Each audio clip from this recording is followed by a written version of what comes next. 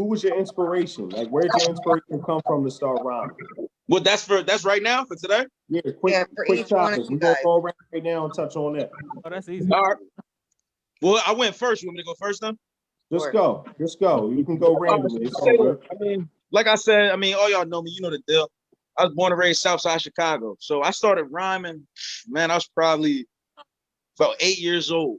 At the time, heavy influences in Chicago, it was a lot of Wu-Tang shit was popping out there heavy, a lot of Twista, a lot of Queen Pen, just Cap One, shit like that. Do or Die was crazy out there. Just a lot of shit that was, in the area.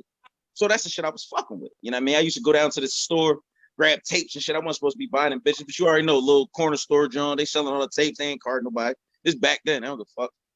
So I'm copping all these tapes and shit. I'm just filling up, soaking up the brain with this hip hop shit. Me and my niggas, we started doing little skits, little music videos and shit, little songs. We making them Jones off the boombox, hit record. You know what I'm saying? With the tape deck in the jaw. Like, niggas ain't got no studios. Yeah, we making little gunshots banging off the table with hot sauce bottles and shit. You know what I'm saying? So after that, that's what we doing. We get into hip hop a little bit. That was kind of the entryway into hip hop. So I tell you what, man, I started hearing shit that was outside of, my city where I was from. I started hearing, Nas shit. I started hearing, like I said, a little more Wu-Tang shit. I started hearing Eminem, all types of shit like that.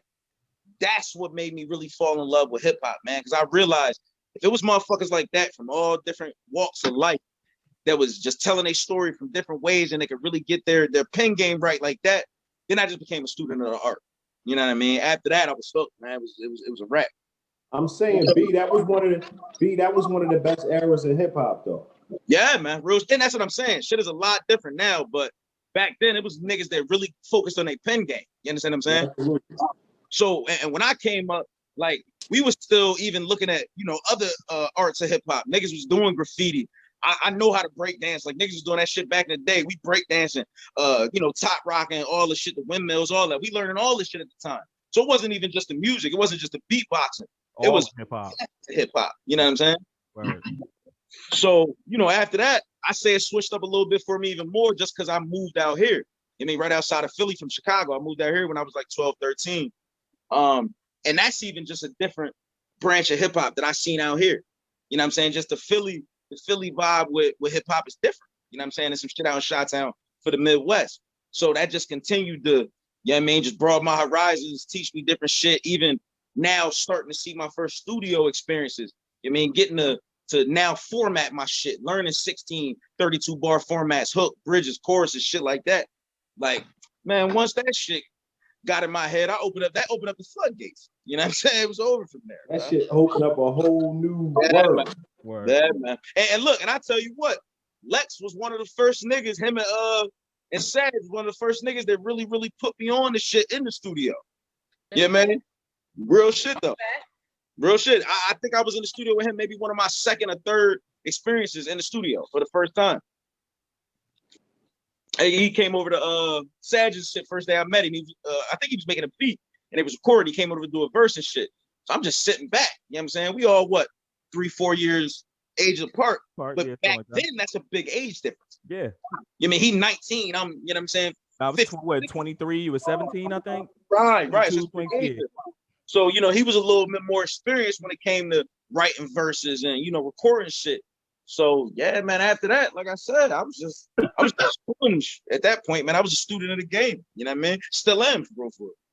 Absolutely. And shout out to Sag, too. Word. Yeah, man, man. He's doing good. I know. We got to have him on one of these podcasts when he's done. Yeah.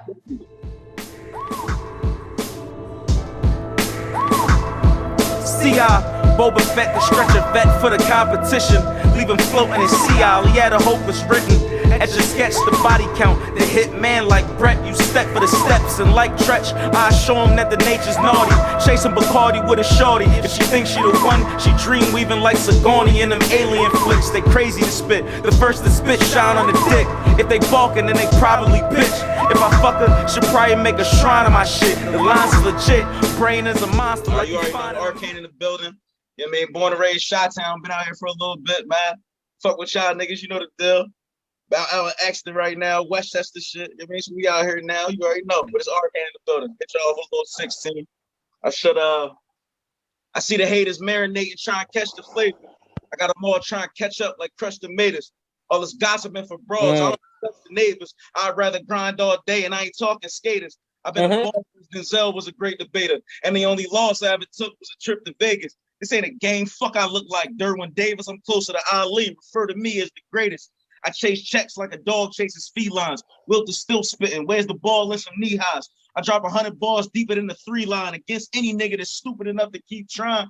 Go ahead and keep lying. You wasn't running game. You couldn't fuck with me if you was about to run a train. You got no one to blame but yourself. And extra help from the help couldn't help get you off the show. I got experience enough to chew a nigga like spearmint. And I'm on point. Call me Pyramid.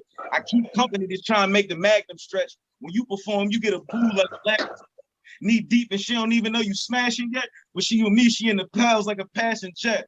Bet. And money ain't the root of all evil if you grabbing some. That's something broke niggas say because they ain't grabbing none. Shit, this rabbit run to make me snatch and grab your son till the cash will come. The only thing to say that little niggas at the pastor come. Yeah, Arcane. All right. I fuck with that. I never heard that one. Yeah. Yeah, Yo, that song was smoke.